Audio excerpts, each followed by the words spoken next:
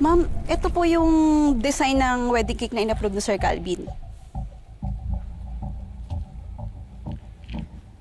Kung okay sa kanya, okay na rin sa akin. Ma'am, tsaka ito naman po yung mga pagpipilian ng design ng gowns para sa mga brides. Hindi ko naman kilala yung mga bridesmaids ko eh. Kayo na lang bahala, ha?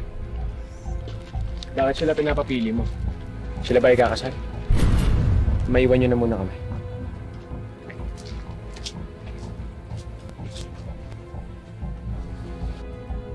Pinapaalala ko lang sa'yo, Vanessa. Milyones ang ginagastos ko para sa kasal natin. Kaya sinasabihan ko sila na ayusin nila yung trabaho nila.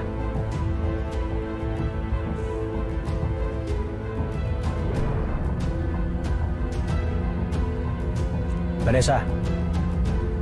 Vanessa!